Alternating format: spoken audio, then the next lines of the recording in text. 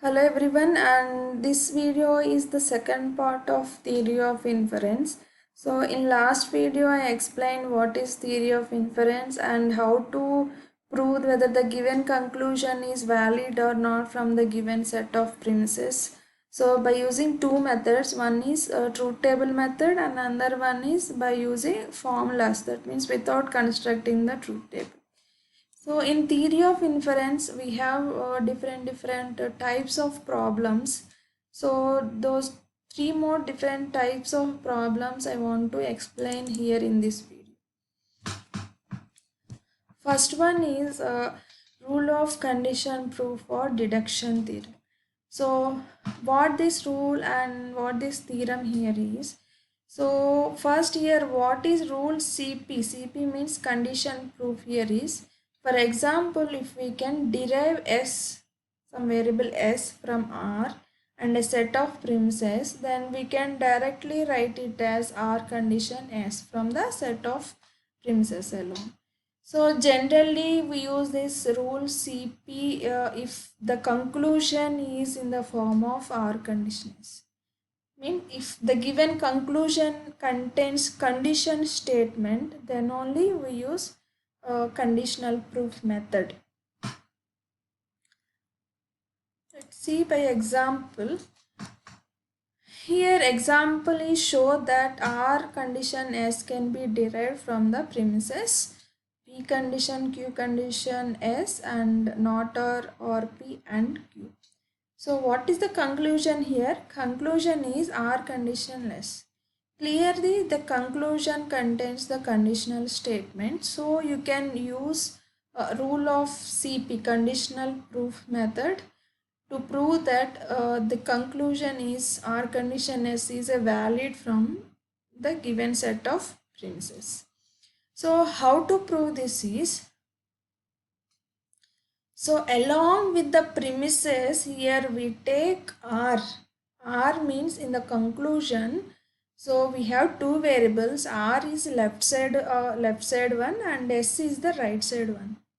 So here we include this R left side one to the given set of premises and we derive S means right side of the conclusion. Then directly we can say that R condition S is a given conclusion. For example, here we have three premises given and take one more premises extra as R and try to derive S.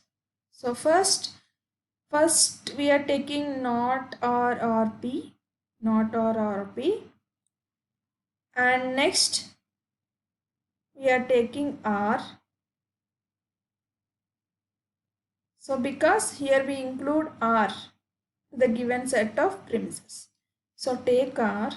This not or P is nothing but P condition, R condition P. So R condition P, R is in the form of P condition Q.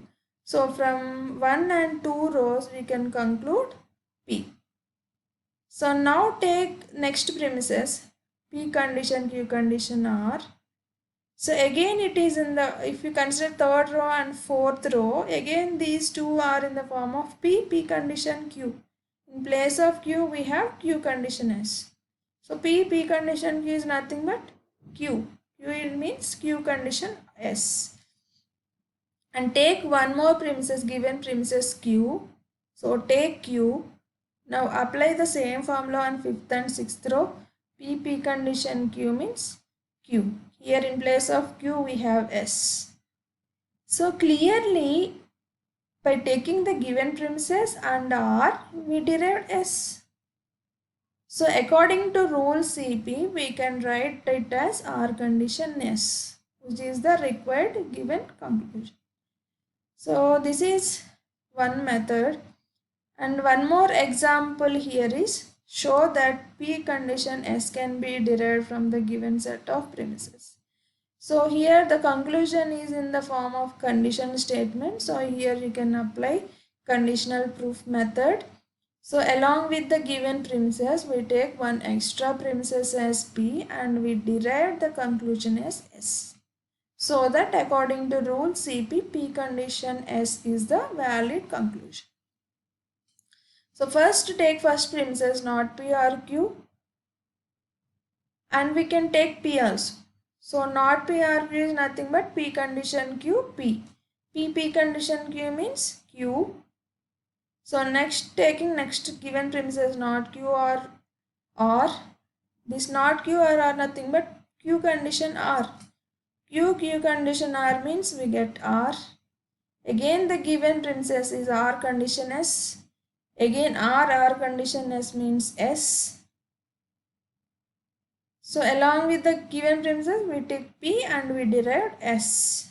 So according to rule CP you can write it as P condition S.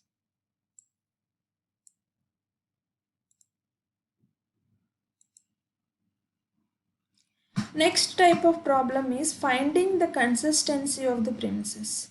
So consistency of the premises means, so here we take the set of formulas and try to prove that the conclusion must be a truth value T.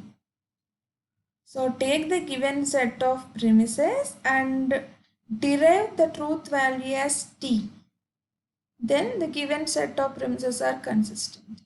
Suppose for example, if you derive a conclusion as false, then the given set of premises are inconsistent.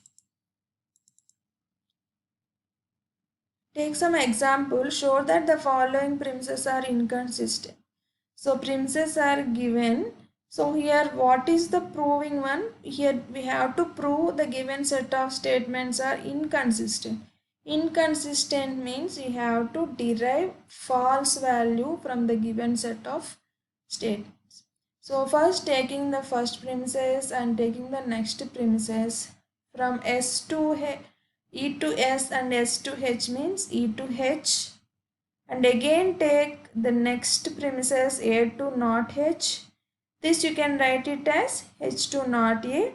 Now from third and fifth row E to H and H to not A means E to not A.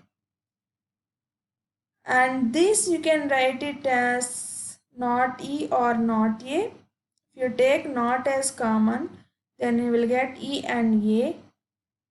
And again the given one more premises is E and A. Here we have in 8th row negation of E and A, and 9th row we have E and A. If we have two variables P and Q implies P and Q. So this you can write from 8th and 9th row, you can write it as negation of E and A and E and A. So it is in the form of P and not P form.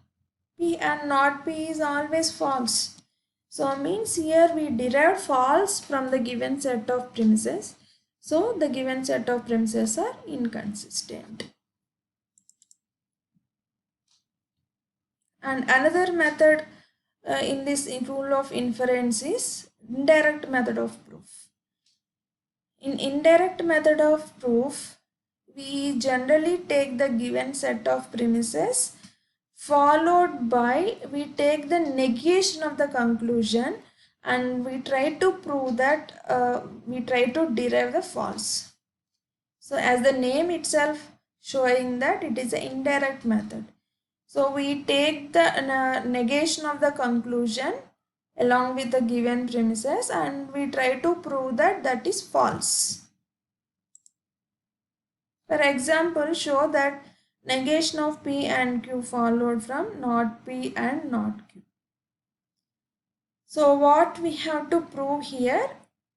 We have to prove that negation of P and Q is the conclusion from the given set of premises not P and not Q. So here we are using indirect method. Indirect method means negation of the conclusion we have to take. So that's why here we introduce one more premises, that means negation of the conclusion is negation of P and Q. So negation of P and Q is the additional premises we use. So that we took it in the first row. Negation of P and Q is P and Q. And P and Q you can take it as P or you can take it as Q. So here we took it as P and we took the next given premises not P and not Q. Again not P and not Q. We can take it as not P or we can take it as not Q. So here we take it as not P. So from third row you have P and from fifth row you have negation. So these two you can write it as P and not P. So P and not P means false. So means you take the reverse of the conclusion, we derive false. So means the given that means the taken conclusion is wrong. So means the given conclusion is correct. So this is the way to find out the given premises are valid or not by using the indirect method.